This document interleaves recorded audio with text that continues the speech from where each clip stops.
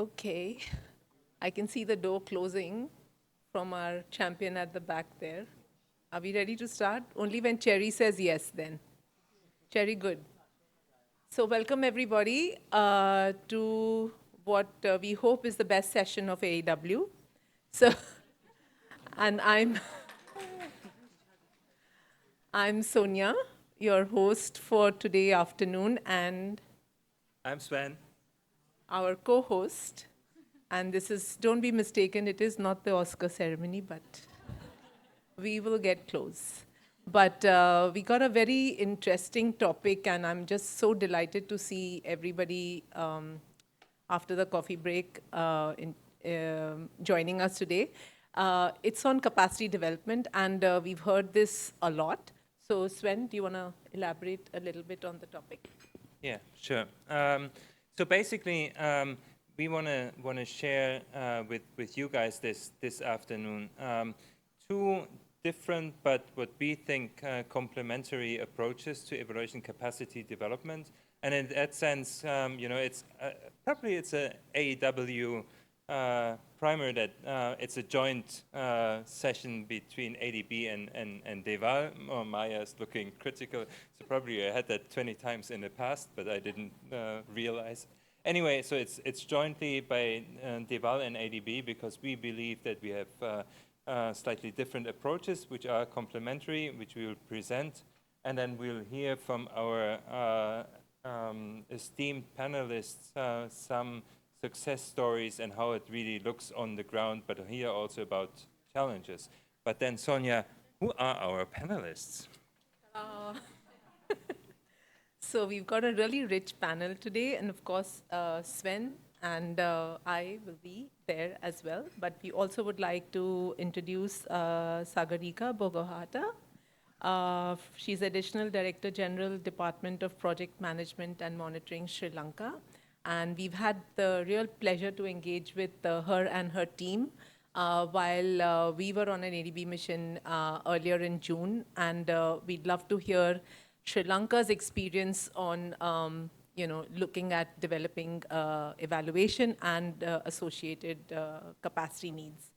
And I will never be able to pronounce, but I will say my dear friend Chimge from Mongolia, who we also had the pleasure of meeting earlier this year when we were doing an evaluation capacity development workshop with the Mongolian resident mission of the ADB and the government of Mongolia. And so Chimge, thank you for joining, and Sagarika, thank you for joining. Chimge heads the Mongolian Evaluation Association. And last but not the least, Sarah Klier. She is from the German Institute for Development Evaluation as well. And Sven and Sarah are still deciding who's boss, but we'd let them take that decision as we move along. So You can vote afterwards. Sure, I'm going to lose that. So yes, so it is like what Sven mentioned about complementary initiatives for deeper impact. And I just wanted to say that we in these 3 days while you at the Asian Valuation Week, I think I've heard the word capacity and collaboration so often that maybe that could be the start point for putting our thoughts together this afternoon. So thank you again for joining us, and we hope to have an engaging session. Yeah, and Sonia, you can actually stay right up here because you will be the first speaker. But before that, the most important announcement of the day, and the greatest session of the day, at least. The well, maybe second greatest. I don't know. No, sorry, it's the greatest. so It's okay. Everybody who's planning to go on the river cruise will meet at 6 p.m. downstairs. Is that right, Jerry? Okay. So objective 1 completed. Ground floor. Oof, ground floor. Ground floor. Well, ground floor is on the street, right? The street level. Okay, good. We'll meet there at 6. So, Cherry, now we can start? Okay. So thank you once again, Sven. And as you know, Sven joins us for gender balance. So we are very happy that he's here, not just for complementing ECD. But So, Cherry, you'll just move the slide along. So what I thought I'd quickly run through today is evaluation capacity development, acronym ECD. What is ADB's objective and mandate? Who is ECD for? Run through, share with you some activities and, who are our stakeholders, and some challenges and learnings going forward. So why we do ECD? Next one, just keep going. So basically, the objectives is to improve project performance by adapting lessons from evaluation. And we've heard that also in the last 2-3 days. Strengthening M&E systems, evaluation practices, learning culture. And a very important function that the independent evaluation development has at the ADB is of accountability and learning. And through our ECD window, we hope to really enhance that function on accountability through better project management and governance. And if you know, the title of this session is Transparency and Governance, and using ECD for that purpose. It's a, there is, it could mean, capacity could mean everything, and it could mean anything. And I'd again like to refer to one of the plenaries in which Prashant from GCF mentioned that capacity means different to different, the interpretation of capacity can be large. So from that sense, accountability is also contextual to how we do what we do and why. And of course, the for whom question is really important. It is for the ultimate beneficiary. It is for our stakeholders. So just before going forward, just a little bit about, everybody knows about ADB, right? It's okay. So we are mandated by ADB's independent evaluation policy of 2008 to conduct evaluation capacity development, not only for ADB staff, but also for our government agencies, because we do have to reach the ultimate beneficiary. It is actually, this area is strongly requested by our board members. We are also, the ECD aspect is integrated in IED strategic directions. We have a 5-year strategic direction plan that is also developed in a very consultative manner. It is also integrated in the evaluation knowledge management strategy and action plan, which is a subset of IED's strategic directions. And it is also a part of IED's 3-year rolling work program. So evaluation capacity development has to be seen as an integral part of IED's work in multiple dimensions. So who is ECD for? So I don't think there's much, there's not many guesses. It's for everybody. It's for ADB operations staff who have to do a lot of self-evaluation, and that also I think we've heard in the last few sessions, that all of ADB's operations are self-evaluated by operations teams and validated by the independent evaluation department. And these projects are not just investment projects, but also technical assistance projects. Evaluation capacity development is also for IED staff, because we also, within our department, we're about 65 staff across 2 divisions and 1 evaluation knowledge management team. And my boss just entered the room, so I'm suddenly very nervous. But yeah, so the principle behind that is that we also need to harmonize our approaches when we are helping our operations team harmonize their application of evaluation criteria.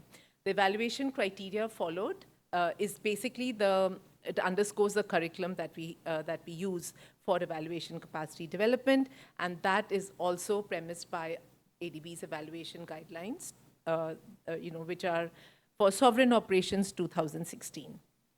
The second big cohort for us is the developing member countries. And at this point, because you all knew about ADB, so we have about 67 member countries. And I'll just take a minute here to just sort of give the basis of the challenge that we face. 67 member countries, very diverse region, Asia Pacific, and I don't need to elaborate on that, not only in terms of socioeconomic conditions, but also the geographies and the governance systems. So we're dealing with a lot of diversity, and that is reflected in the project portfolio across ADB. Investment projects as well as technical assistance projects. And there are typical shortfalls that these projects try to address. And from an evaluation lens, these shortfalls could be, just the availability of data quality, and I just said it just, but it's a very big thing. Reliability, accuracy of data, and we've heard that in the last few sessions a lot. Reliability of data across timelines, because timeliness is very important for evaluation. Accuracy of data, how we are gathering data, the deployment of technology, etc. Again, huge diversities across our region. And typically, there's a perception problem with evaluation that, oh, this is some report card function, but it really is not that. And I know I'm speaking to the convinced here, but when we are talking to our operations department, that is that's what gets reflected in their project designs as well. That, there is this paradox almost that, there is a requirement of evaluation, but the system in place within project designs is not ready to get evaluated most often. So when projects come for validation to IED, we do face that problem. So therefore, engagement of stakeholders on the evaluation subject is not fully there. That's another challenge. And of course, one big challenge that I think across the board is the lack of availability of M&E courses in academic programs. So at IED, we are a small team, and we also very small, and ADB is a small drop in a large bucket here. So how much ground can we cover? So these are just, just a broad brush of challenges that we do face. So now, that's our cohort with governments. So when we're doing developing member countries, ECD, that's the underscore of all of these people.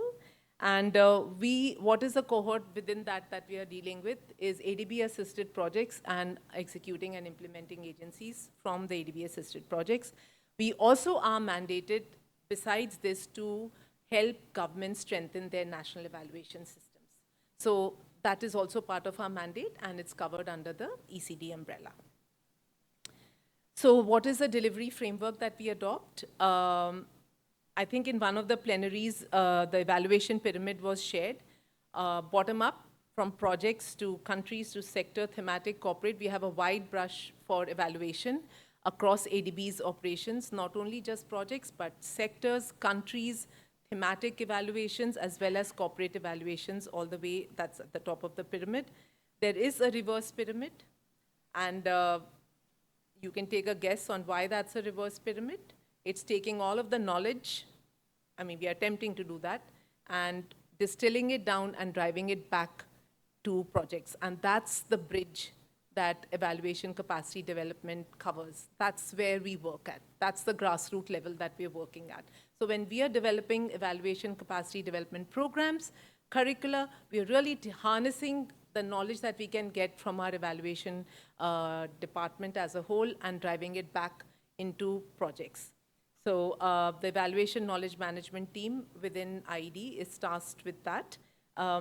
We did establish an evaluation academy in 2018 to basically, again, give it substance, this entire system, to systemize it in the first place and streamline evaluation practices within ourselves as well as within ADB. So like I mentioned a minute back, we have 3 broad cohorts, IED staff as well, ADB staff, as well as our country partners. So having said that, we have 2 broad streams for evaluation capacity development. One is improving project performance through evaluation.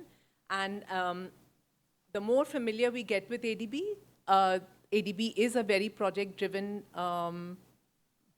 development bank. And there's a large emphasis on project performance. and those are assessed through project completion reports, which come to IED for validation.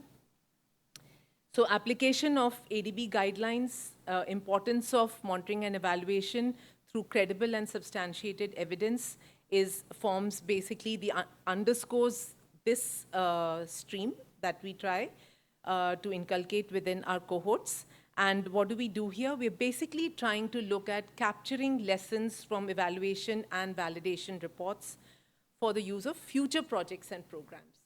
Because evaluation works at the level of completed projects. And if any of you attended the last session on artificial intelligence and the use of Gen AI, you would know that we are really, really walking the talk and really trying our best to give our counterparts, agencies, as well as ADB teams, a large canvas for drawing lessons from these reports. So our implementation approaches for this stream, of course, we try to cover ADB staff and government officers from our executing and implementing agencies. Our curriculum follows a case method in which we look at, this is the cohort I've got, let us take a project that the cohort identifies it most often from a particular sector.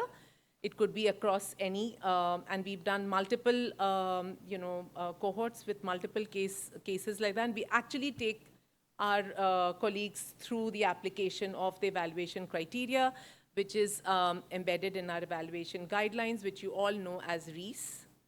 So, relevance, effectiveness, efficiency, sustainability. We do not evaluate impact, but impact has to be there at the back of our mind, because that's really where we are all going, and that's our common objective. So another aspect of this is mainstreaming these learnings in ADB's own learning and development strategy. So we are not the only department in ADB that does training and capacity development. There's a lot of emphasis on learning, and what we've tried to do is mainstream evaluation modules in various programs that the regional departments of ADB have going. We've also, and again, for all the premises, just look at evaluation as not some isolated entity that has to be complied with. It's not a compliance function. It's a learning function, and therefore we try to embed it as a project management tool. So, and project management is an important function that not only ADB project operations teams have to implement, but also our government counterparts. We've also created informal alumni networks just on LinkedIn, but all our cohorts, we try to engage them through that. And what we're really attempting to do is create network of champions within ADB. Champions because there has to be a belief that this is something that actually lends to improving project performance and improve future project designs. We do face challenges, and I already mentioned challenges, but besides those challenges on what I mentioned earlier, there's also the quality of self-evaluation reports. And that's, again, a very grassroots nexus that we are working with. We don't want to have a situation of garbage in, garbage out, but that's reality, and we have to overcome that. Harnessing IED expertise so our colleagues are really nice. They believe, most of them, they believe that this is something good that we have to do. So I'm always trying to partner with them, because we are a very small team and we don't pretend to have all the expertise. And we do want to harness the expertise within IED.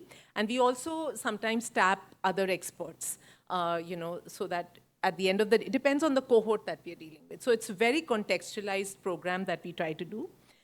We have expanded coverage to non-sovereign operations, and if you were in the previous section, Gloria was one of our experts who joined our ECD program. And of course, differentiating to sectors is something that is aligned with ADB's structural shift now, and we have piloted also a program just with sector orientation, and again then alignment with results framework to again systematically capture the utilization and impact of learnings from evaluation. So that's like our stream 1. Stream 2 is national evaluation capacities, and that's really the easy part, right? So national evaluation capacities is very, very challenging. It is part of our guidelines and it is part of our mandate. But again, we cannot do this in isolation. And there has to be an equal pull from our government counterparts. We've made some headway into this, and we've been able to sort of look at developing or institutionalizing a monitoring, evaluation, and learning concept through a diploma course in the Pacific. And that's with the University of South Pacific, and we're very happy to share that it will be launched this September, or it's being launched while we speak, perhaps. And also our partners here, AFDI, we've been doing a regional program, which is, an evaluation for development and learning. So again, the implementation approaches, it's targeted country engagement. We've had, just to create the awareness that this is what we are capable and able to do and help countries. We do have a system of country engagement, and we do these country engagement missions from time to time, and we also combine these with a demonstration of how evaluation capacity development can be for government cohorts. And we've done this in the last 2 years in multiple areas, like we just did one in June, where we met Sagarika, and then earlier last year in India. We are really trying to look for a train-the-trainer approach, and that's what we've done in the Pacific, so that, at the end of the day, it has to start getting deepened, and the institutions have to start taking ownership of this, and we're happy to share any expertise that we can from IED. For the Pacific, it was engagement with the community of the South Pacific, as well as the South Pacific communities. So University of South Pacific and the South Pacific communities. So the point I want to make there is a local entity. The localization of evaluation is very important because it's such a highly cultural and contextual, it's not a formula and it's not an exact science, right, as we all know. So the localization of these concepts is extremely important, and we've really had a good practice to share with what we've been able to achieve in the Pacific. And of course, enhancing our, through knowledge sharing and learning platforms. We're doing one right now. And we have these at multiple levels, even within ADB. Challenges, the right government agency. We've heard that also in the last few sessions, in the last few days. This is a resource-intensive program because we want to contextualize and make it local and make it sensible. There are always startup delays and with country systems because governments change, leadership changes, officers change. And so, that's the reality, and that we have to live with that. Metrics for measuring results for capacity development are vague and ambiguous and hard. So we are struggling with that, and we're happy to take ideas on how to do that. Of course, expanding knowledge sharing to country-based platforms is also something that we've tried to do with our What Works forum. We did one in India with our country engagement missions. So next one, Jerry. So what were our ECD activities in 2024? Just to give you a little reflection. So this is just number of participants that we were able to cover in just a very short time. So this is kind of like, if you take a look, it's also portfolio oriented. South Asia does have a high portfolio, largely from India and Bangladesh. Pacific has a fragmented kind of portfolio across countries, but there was a lot of demand from the intervention that we were doing with the University of South Pacific and SPC. So we were able to do a number of workshops there, which engaged a number of government participation and as well as ADB staff. With East Asia, it was largely Mongolia and China. And with Southeast Asia, we were actually able to take up energy sector workshop as well, a sector-oriented workshop. And it was a small cohort, but we were able to pilot a model that we can replicate with other sectors. And we did expand to non-sovereign operations earlier this year. So country engagement, just to give you an example, we did one with the PRC, in fact, with DG Mani, to discuss all of these, to share awareness, to build awareness. And it's amazing, every time we meet government entities, they have to say, oh, this is who's IED, and this is what you do, right? So we're like, okay, we've been in the business for 55 years, but that's all right. Yes, this is what we do. And we were in a country engagement mission on Sri Lanka. But these missions are very, very helpful because we engage then with the government at the national level, as well as the provincial government when they join our programs. So it's not just awareness building, it's also understanding that there's so much value that's resting or embedded within these evaluations that are being conducted, which are so useful for country programs that can take forward. So there's dialogues with strengthening country monitoring evaluation learning systems, building awareness, on how to harness this knowledge, to use it whichever way you like in your programs, strategies, policies, and of course, knowledge sharing, learning and outreach. I can't emphasize it more.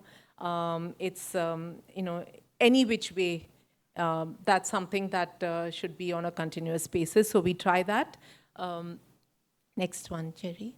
So our learnings and challenges, just to quickly recap, one big challenge and learning is harmonization and application of evaluation criteria between ADB and government. We do use the same criteria, but every time in every situation, every sector, the interpretation changes. But at the same time, we need to have certain principles, and our guidelines are very specific on those principles. So we try to harmonize that. Institutionalizing ECD-related curriculum. I mean, I did mention case methods, but today we are here, tomorrow somebody else is there. What we are really trying to attempt, even with our counterpart agencies, with governments, is to institutionalize this. With governments, you can do it with your academia. We are not an academic institution, but we are trying very hard to bring in our practical experience and share it with you. Then developing sector-oriented capacity building programs is extremely important because at the end of the day, we do have country programs, we do have country partnership strategies. We heard that today, we heard that yesterday in both our plenaries. But then they have to start cascading into projects which are sector-based. So there is that cascade that happens, and that's a way of working. Strengthening metrics, identifying the right metrics for assessing the effectiveness and results of these ECD programs. They are resource intensive. So we have tried one or two initiatives. We're trying a tracer work initiative. It is qualitative, but what we are trying to do through that is to basically go, okay, time's up, I'm finishing. We basically go back to the cohort after 5-6 months just to see how they've used the learning that they received, and creating ECD networks, either through knowledge sharing or within and outside ADB, and enhancing development of self-paced learning tools. We do have an e-learn program, and that was also very resource intensive, but we have it. It's available for all our staff as well as government agencies, and we could do way more than just the one that we have. And of course, fostering partnerships with academia. That's where we feel the value of institutionalization would be for developing contextualized ECD curriculum. So I think that's my last slide. Thank you so much for your attention.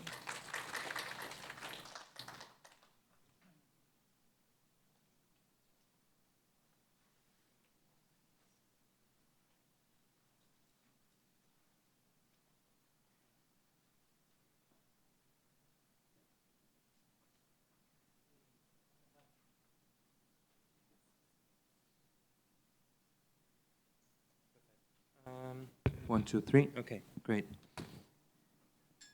Okay,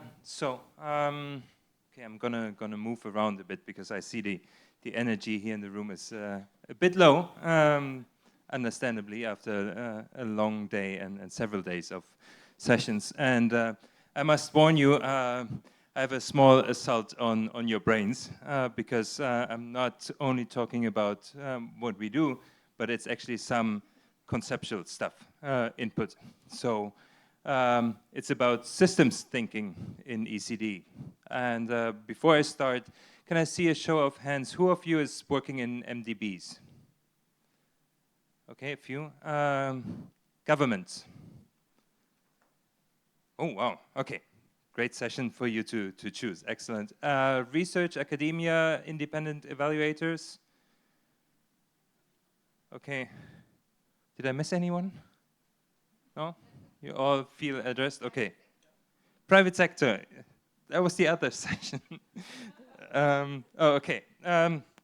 So this is, today I'm going to explain to you a bit what DEval is doing, and in a way it's interesting because you know what you heard from Sonia is really interesting because it's very operational. It's embedded in ADB's business model. It's providing clear, concrete benefits, not only to ADB staff, but also to partners, partner countries. And it's really closely linked to operations.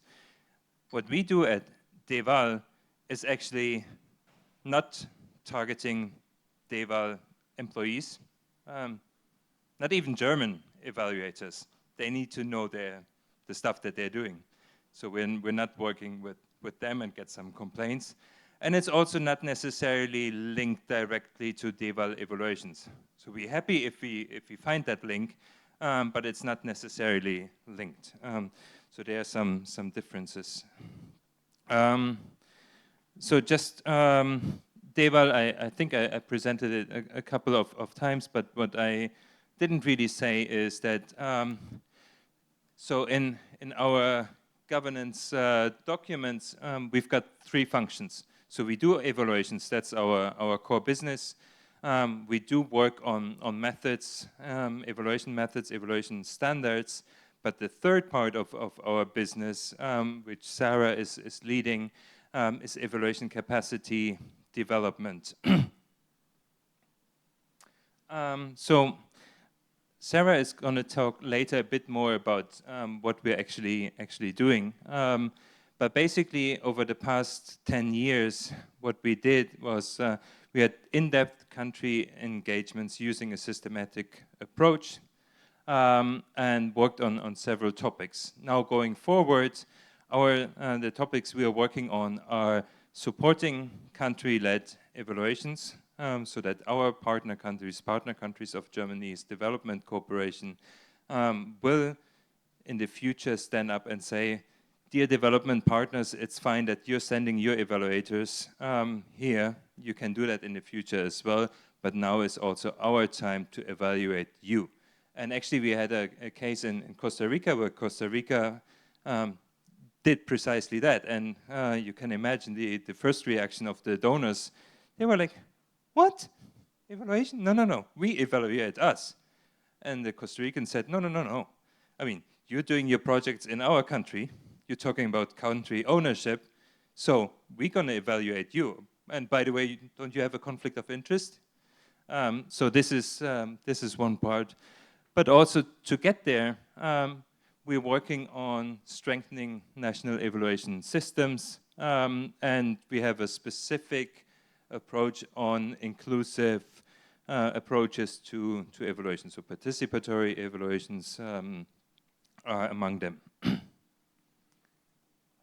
Okay, I think some of you have seen this slide from Sarah before, or if you listen to Marco Sigone when he's talking about evaluation systems. You know, for us, what is really important is you know, our work as evaluators. It's part of a system, so it's part of the supply of evaluations. It's part of demand of evaluations. You need an enabling environment for that. You need networks of evaluators where they can meet and exchange, such as a conference here. You have different institutions being involved, like academic institutions, civil societies, VOPs, and so it's a complex thing. And you all know systems, and I'm going to talk a bit about systems because this is really fundamental to understand how we work. And I'd like you to go out after this session and understand not only what Sonia so clearly presented, the value added of ADB's ECD work, but also what a systemic approach could bring. So you all know the human body as a system, or you know, oftentimes we talk about ecosystems, and in this small area here around that plant, probably you have more microorganisms than people on the planet. So it's quite a complex system, even if you don't see it up front. So the first one is like a system we're all relatively familiar with. The second one is a hidden system that we don't really see. The third one, sorry, I took the inspiration from you, traffic science system. Can be quite confusing, right? And you know, sometimes the signs are a bit weird, right? But it's a system that changes also with local contexts. One of my favorites, football or soccer, and here the example is that, you know, for me who likes soccer, this is an easy setup. You know, everybody who loves football sees that and gets it. But if you're more into cricket or other sports, you may look at this and you'll be like, I don't understand a word. So systems may be obvious to some people, but not to others. And then you have the evaluation system. So what does that mean if you are working in evaluation systems?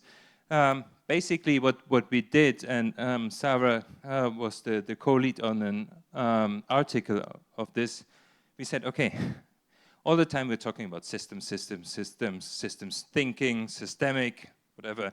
And we found, or we knew that there's a whole school of thought in academia about systems thinking. In the past, they were called also systems theory, but there's not really one theory of a system, so it's more about the thinking. And we realized that this work about systems thinking is really fundamental to our work to look at evaluation systems, because they have this analytical framework, and I'm going to give you some examples later on, that can be really used to improve the way how you support capacities in evaluation, or how you can support capacities in any bureaucracy or in any system. So what does that mean in practice? So one of those aspects of the theory, I'm not going to bother you with all the difficult words and all the jargon, but one is about complementarity, and this is something, you know, so logical, so tangible for all of you as evaluators. You know, if you bring another person into a system with every new perspective, you know, the system sort of gets an add-on, it changes. So for us, that means we collaborate with the right range of stakeholders to bring in their perspectives to strengthen an evaluation system. But then again, you know, while this is sort of obvious for us as evaluators that you talk to different people and get their perspectives, if you're working in certain countries, you know, it will take some time for officials in one line ministry to accept that, well, you know, if you're in the Ministry of Finance, maybe you want to have the Ministry X, a sector ministry, also be in the discussion group on evaluations, right? Or if you're in the Ministry of Planning, maybe that you have other officials from other ministries. So politically integrating more perspectives is something sometimes tricky. So, and you need to be aware of that. Or three more quick examples. Since I'm sometimes at least a relatively modest person, I believe myself, being very self-secure, of course. The first one is satisficing. So if you work with national evaluation systems and if you want to strengthen national capacities, it's probably not a good idea, you know, to have the optimum. I don't know, or sort of have the optimum as a goal. I'm not sure who heard me talking about the problems we have at home in terms of our national evaluation system, which is non-existent. So to request from a poor, small country like Germany to have a great evaluation system as you would have it in some Latin American countries, or as you would have it in some countries here of the region, would probably be a bit much to ask for us. So being modest and looking at, okay, what is the situation there in Germany, and where can we modestly build on that, and not expect, for Germany to become whatever other countries that is more advanced. So this is very important to us, for us to look at the advantages, the opportunities that we see, and slowly build. It's a slow process. And another one, I'm going to skip the one in the middle in the interest of time. You'll get these slides as well. This is really important for national evaluation capacity building. You need to give countries, you need to give systems time to relax, just as we need that right after this session, right? No, but seriously, I mean, you can't introduce one big changing reform after another. After some time, you'll get either pushback from the state bureaucracy, from civil servants, from civil society. So you can't introduce, I mean, the time of revolutions isn't, it's probably not the best time to build sustainable capacities in evaluations. So after some reforms, you need some time to have the system get back on their feet and to work. So this is also something important, or has been something important in our work. So if you want to know more about how we're using this approach of systems thinking in national evaluation capacity, there is the QR code, and that's the article that Sarah is the lead author on. So as evaluators, after 10 years doing this work at DEval, we said, well, maybe it's a good idea to be evaluated, right? Even though we don't really like being evaluated, but you can't really say no, right? So our project was recently evaluated, and other than the quote up there, at least, we do have some resources left that we talk a bit about the evaluation. Basically, they looked at the project through different lenses, as they called it, the project lens, the transferability lens, an institutional lens, and an international cooperation lens. And let me just quickly highlight a few key findings here. So one feedback that the evaluators got from the partners of our project was that this systemic approach that I just tried to sketch out briefly was actually quite appreciated in the sense that it's our partners who lead the work, our partners who define what their needs are and what we want to build on. It's relatively sensitive to context and flexible. Our focus on participatory approaches were quite appreciated. However, also sometimes relatively resource intensive and not easily scalable.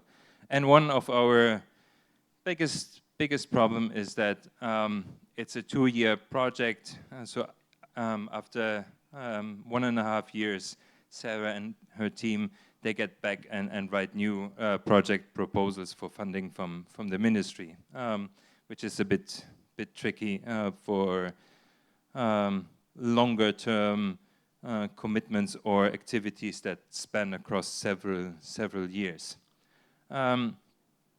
Transferability. So here, what I didn't really explain well enough, perhaps, was that so we worked a lot in the beginning in Latin America, in the region. Now we're starting to work in Africa, and we're looking also for opportunities to work in Asia.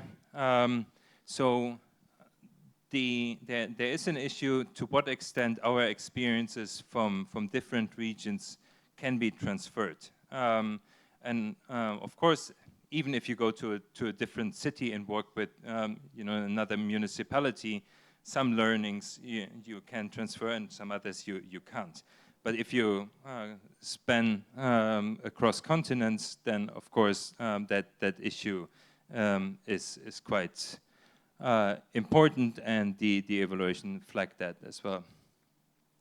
And then, well, as you've seen, I mean, we're part of GEI. We're working with the Klier centers, and we have some good collaboration with some MDBs, some other international partners. However, actually, interestingly, our collaboration at home with GIZ, and many of you working in countries, the GIZ offices. So our collaboration with GIZ isn't that great. Perhaps you have better collaborations and contacts with GIZ than we have. So we'll approach you for those contacts. So with that, let me end here. I'm happy to talk more later on about what we do, but that was just an intro. And now we move to the panel and to Chimige for her presentation.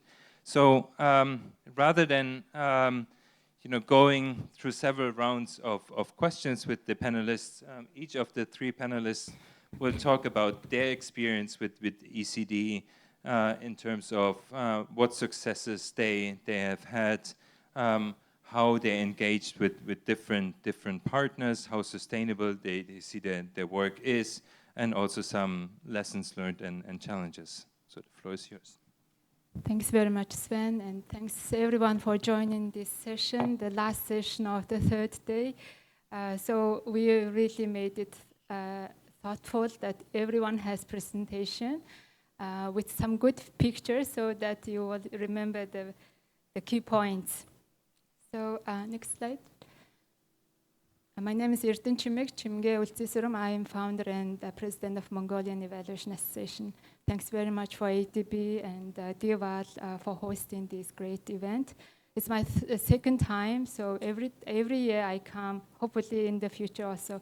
I learn a lot, and the reason I come here is really to learn the latest trends in evaluation and bring a lot of good knowledge back to our country, back to evaluators, back to government, so that we can build better national evaluation system. So when we talk about evaluation capacity development, it's really an integral component of national evaluation system. So CEVAL, this is a German Institute on Evaluation. They have the CEVAL Evaluation Globe report, which really lays out what the national evaluation system comprises. So it comprises three systems: the political system, social system, and professional system. So when I have drafted this landscape of our country, laying these points for each system, I think I would give maybe 0.3 on the scale of 0 to 1. Because if we think that each system has 0.33, then it is 1 point, the whole point, right? Because I'm representing the professional association, I have some freedom to observe our government, observe our country from the top, above. So I can speak boldly. So I would say that our national evaluation system, from the political system, it's quite weak for a number of reasons. For example, we see the government thinks monitoring and evaluation as a more compliance, investigation, controlling type of notions.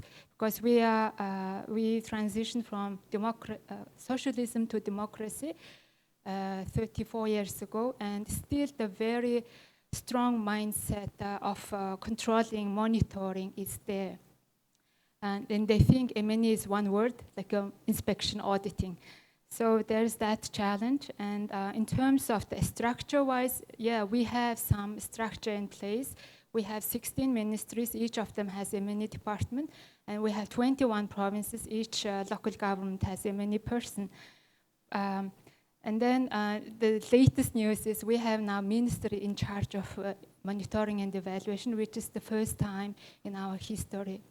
And even greater news maybe is that that minister is from the opposition party, because the ruling party, dominant party, would like to be monitored by the opposition party.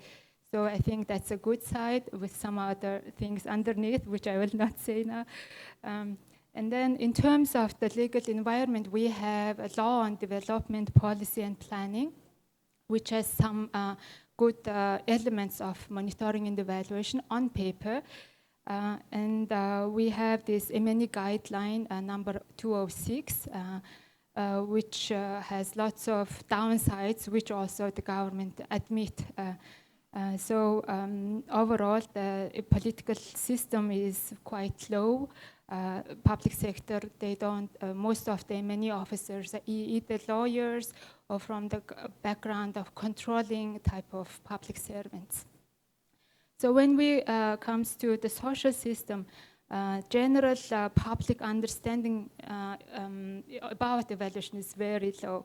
So whenever there's a political change, government change, nobody asks about what was the effectiveness of child money policy, what was the impact of the subsidy for the pregnant and nursing mothers. So they just believe what the politicians say, so there's very low understanding about the evaluation among the public.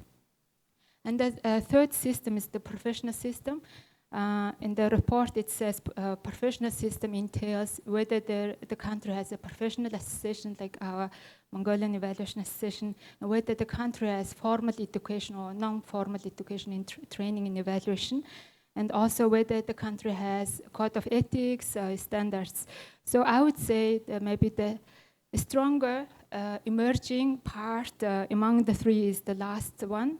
We as an association, we are really putting efforts to have a good governance within our association and try to produce key foundational documents in evaluation, and in trying to fill the gap of evaluation capacity development in our countries with some short-term courses, learning sessions, those low-hanging fruits, which we can do with our own capacity.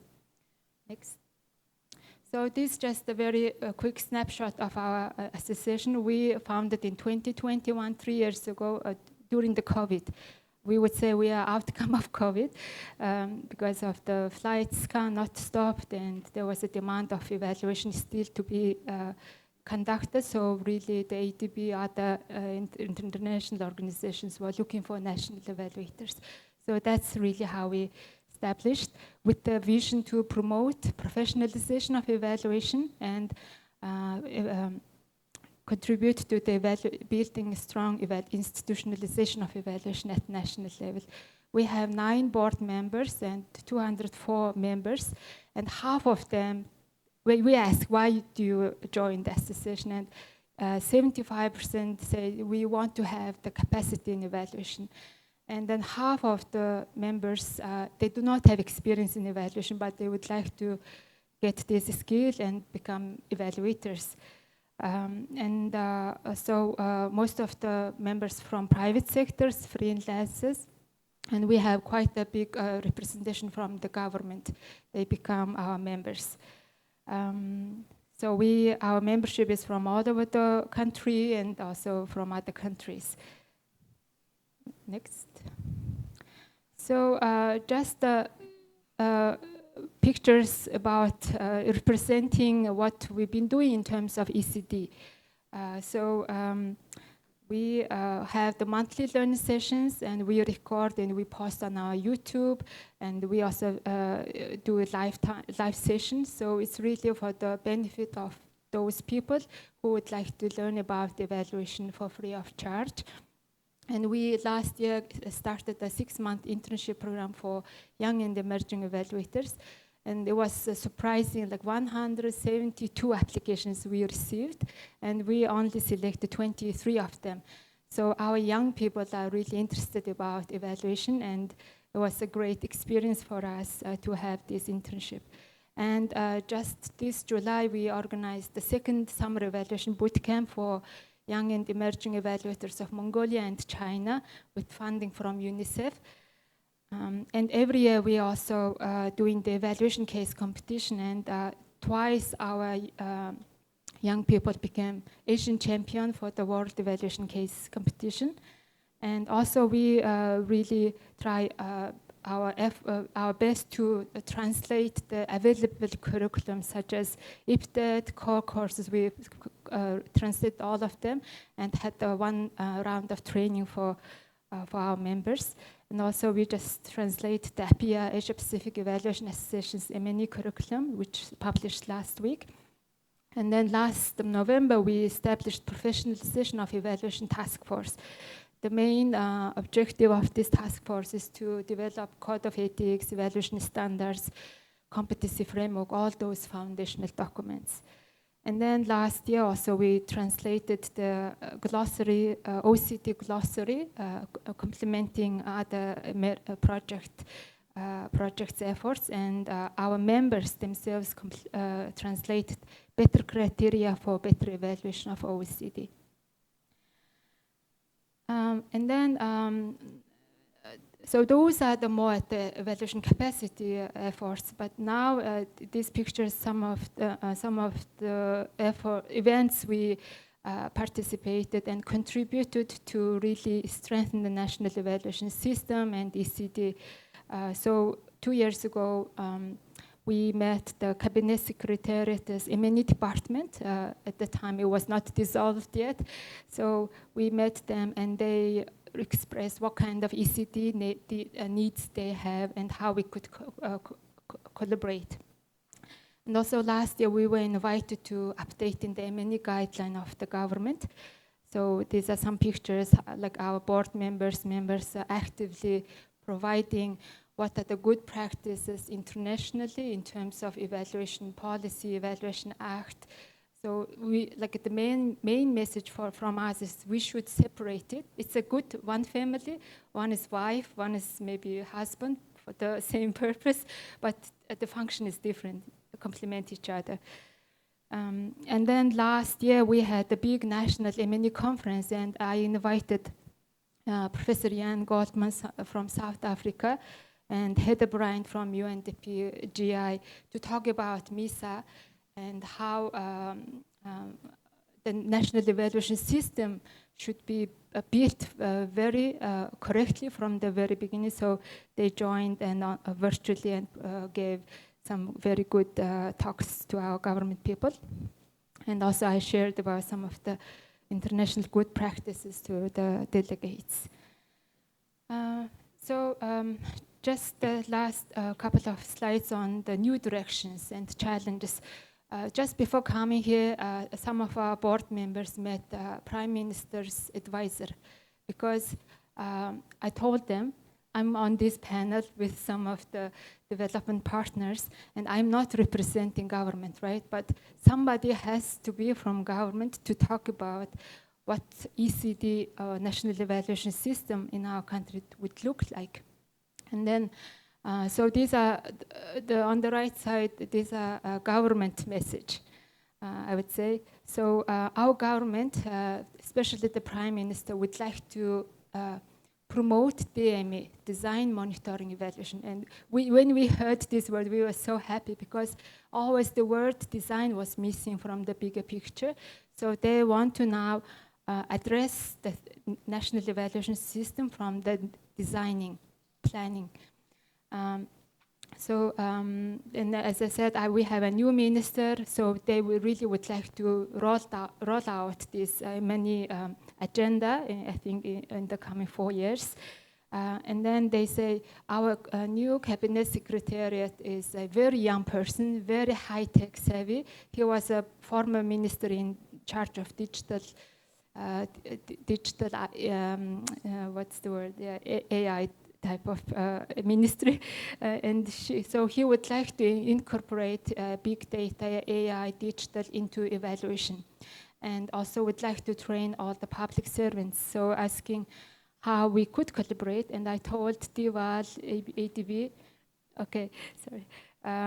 So maybe we can follow up later with the government.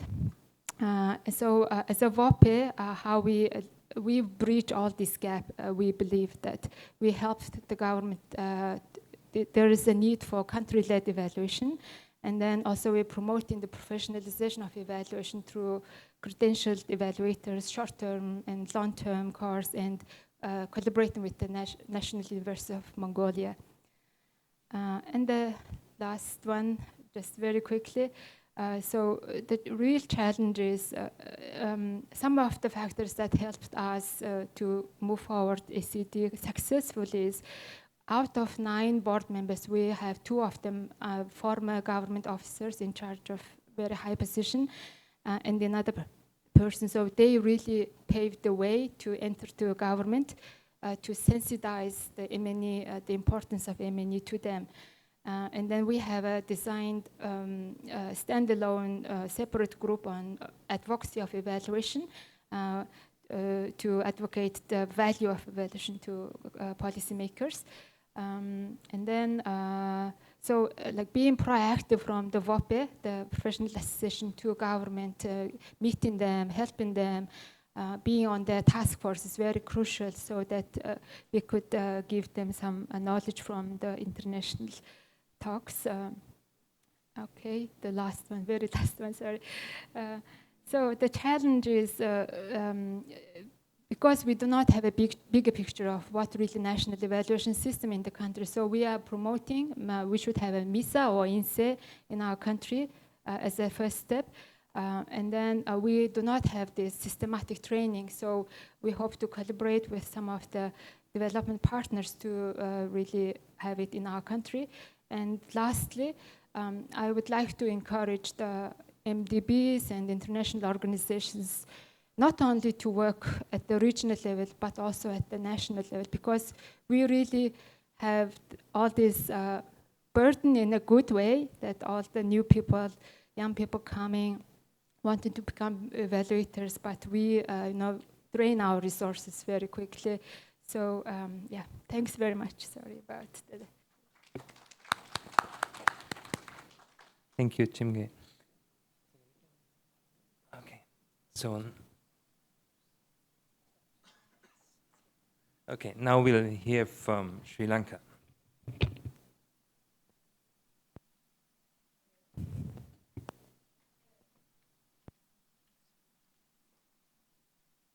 Hi, I will make it very short. So, I am coming from the small country just south to India. So, I'm from Sri Lanka, Department of Project Management and Monitoring. We are the national focal point for both monitoring and evaluation. In our country, the Cabinet of Ministers approved the national policy on evaluation in 2018. It took a long time for us to actually launch the first national evaluation policy implementation framework.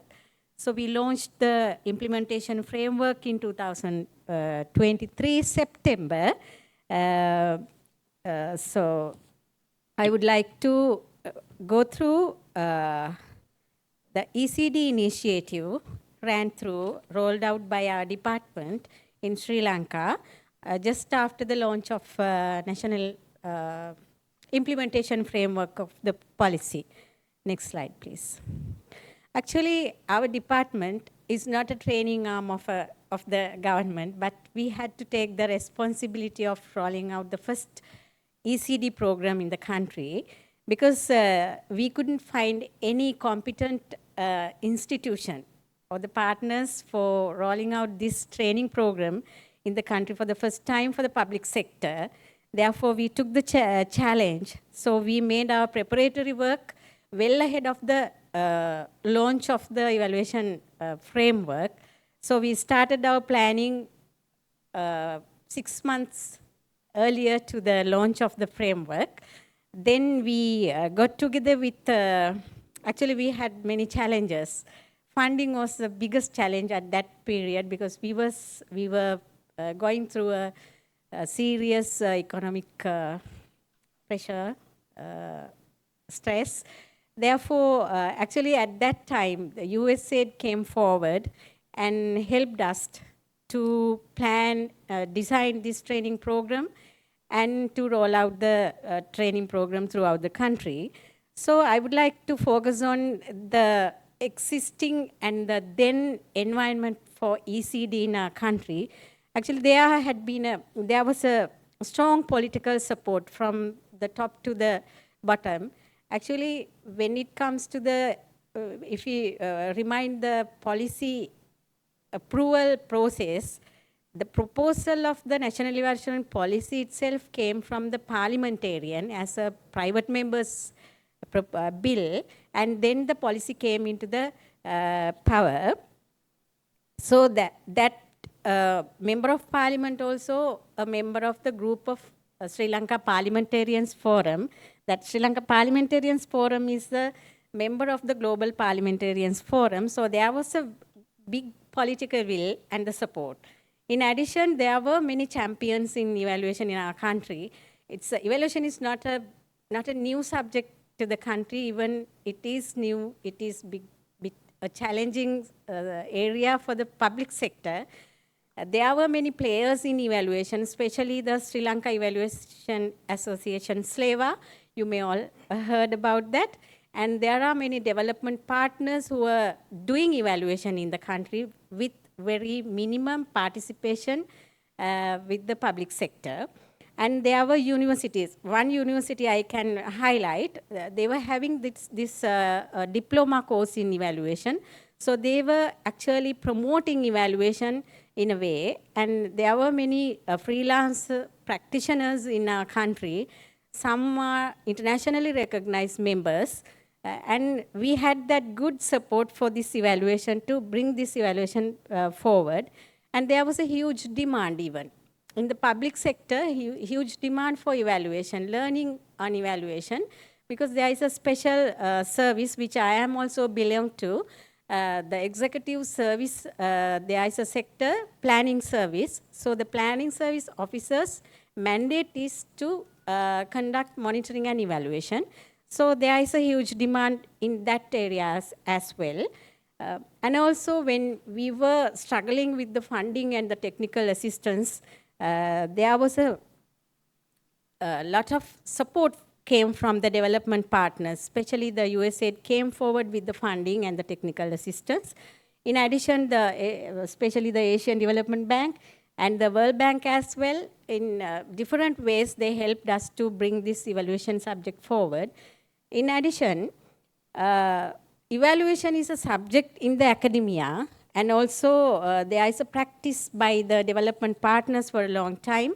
Therefore, there is a knowledge about the evaluation, but there is a huge gap in the knowledge and the practice. Practice was minimal at the public sector.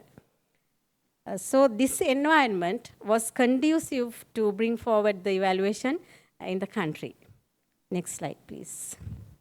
So the first phase of ECD program rolled out by our department with among all these challenges. So we had to develop two different modules. First, we thought that we have to develop a group of staff officers, executives, as a trainers. So there is a TOT program and there is a general training program for the middle level executives or in the relevant service areas. So we rolled out this training program after developing this module with the support of some practitioners, three evaluation practitioners who were hired by the USAID as consultants. So they supported, and with our requirement, meeting our requirement, they developed the curriculum. Then we conducted two types of training, TOT, 447 executive officers across the country in different level of the government. Because our government has 4 layers, basically, a national level, the provincial level, then the district level and the divisional level. So we selected using a reasonable criteria for the TOT, a bit of senior personnel who have some sort of exposed to evaluation. There are 147 officials, and the general training programs, the middle level officers, 702 officials trained during during 6 months' time. We have to run all these programs throughout the country. And there were 24 programs, 6 for TOTs, and 18 for general training. So these trained officials were given a chance to undertake 2 pilot evaluation, guided pilot evaluations with the consultants. Then just after the programs completed, what we have done, because after the training, we lost the memory of this knowledge. So the Secretary to the Treasury issued a special circular to all the department heads to ensure utilization of these trained officials to conduct evaluations, all the activities related to evaluation at institutions level. Then we again sent the second circular in January this year to send proposals, evaluation proposals to be conducted in 2025. So there is a guideline in the framework how to prioritize these proposals. So our department prioritized these proposals. We received 26 proposals and prioritized 14 proposals. So there is a high-level national evaluation steering committee chaired by the Secretary to Ministry of Finance. So we selected that committee approved 14 proposals. Now the ADB is now came forward to support us with finances and technical support to undertake 3 big evaluations out of those approved 14 evaluations. In addition, our department is currently undertaking 1 prioritized proposal in Sri Lanka, the southern province. There is a nutritional initiative just after the COVID pandemic. So we are now in the process of collecting field level data. So that is the performance so far. Now, for the first time in the history, we are going to have separate budget line for evaluation in our country and our department for the rest of the proposals approved by the National Steering Committee. Those will be conducted in 2025. So that is a great achievement for a small country like us. Because we have started recently we started this subject, so there were many challenges. Those are common for, I think, all the countries. We had actually very limited capacity in terms of capacity development, ECD, and also funding. So we made various efforts to actually address these challenges. So we will have more time later at the question round. So I can answer those questions, how we mitigated the challenges and faced the challenges. Thanks for patience and listening to me. Thank you so much, and some really impressive achievements that you had there.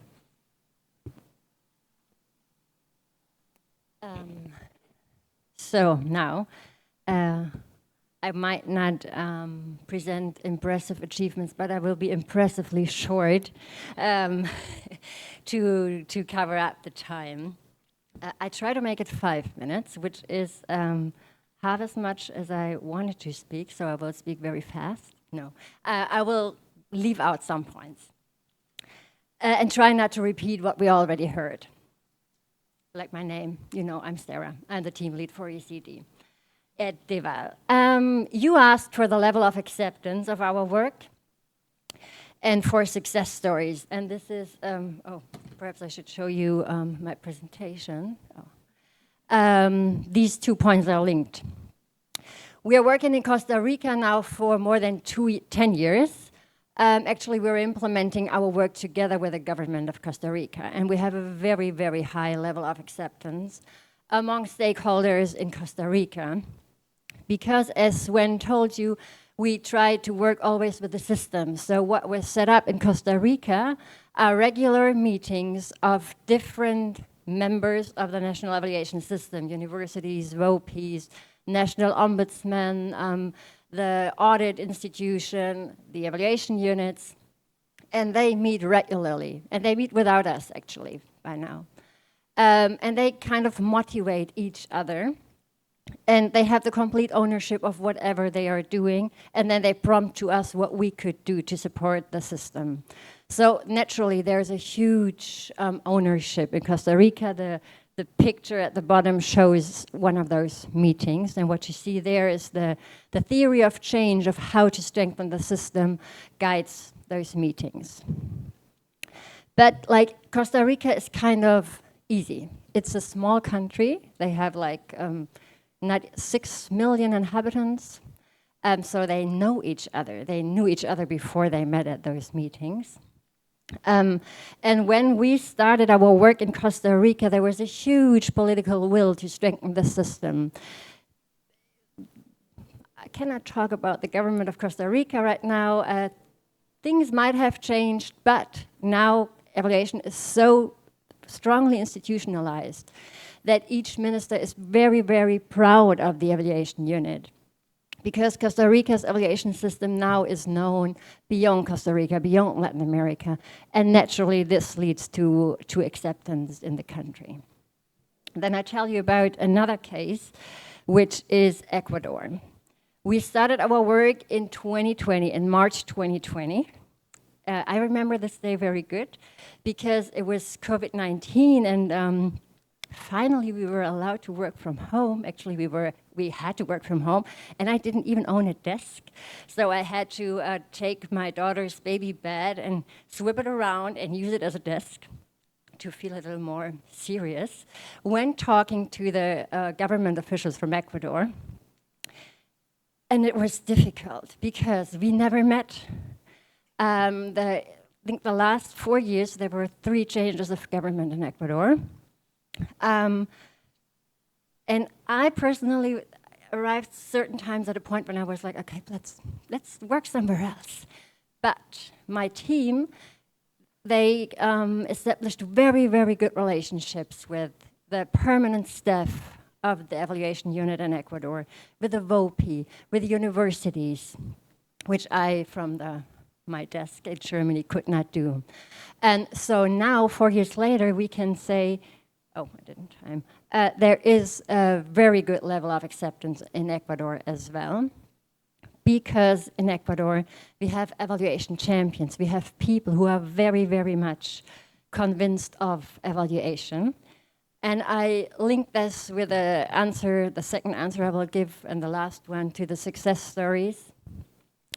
What we found is one major instrument to push national evaluation systems, to push this ownership, is to actually do evaluations. Like in the ECD work, we talk a lot about, we give trainings, and we, make workshops, and then we do standards and policies, and this is all very, very, very, very important. But what needs to be done also is evaluations. Evaluations need to be implemented. And of course they are implemented, but at another, let's say, other kind of evaluations often.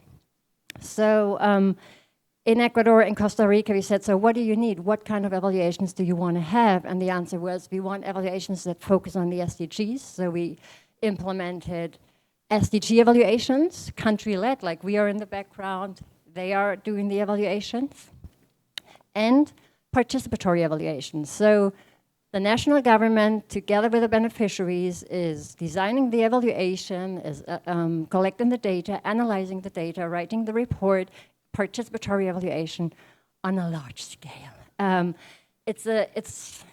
It's something that robbed my sleep many nights, I can tell you, but it was so worth it because especially the head of evaluation in Ecuador, she fell in love with evaluation after that. So this is something we can really, really, really recommend doing when you want to strengthen a national evaluation system. But be patient. Finishing with the challenges, it's difficult to establish this level of trust. It takes a lot of time. It takes cultural sensitivity. you need to have a kind of relationship that allows for things going, I don't want to say go wrong, but for life to happen, because nothing will ever happen the way you've planned it. And then you need an open communication about this. And then participation, which creates this kind of ownership. It takes time, and from a manager's perspective, it takes a lot of nerves. It might take your sleep. It's a challenge. And civil society actors, it's difficult to reach out to them. It's more difficult to find them. Whew. I stop here.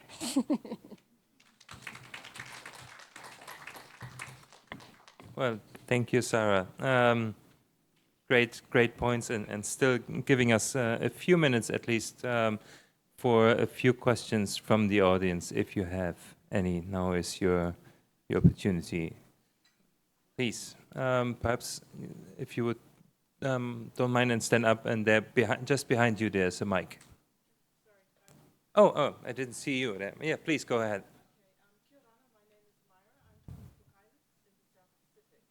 The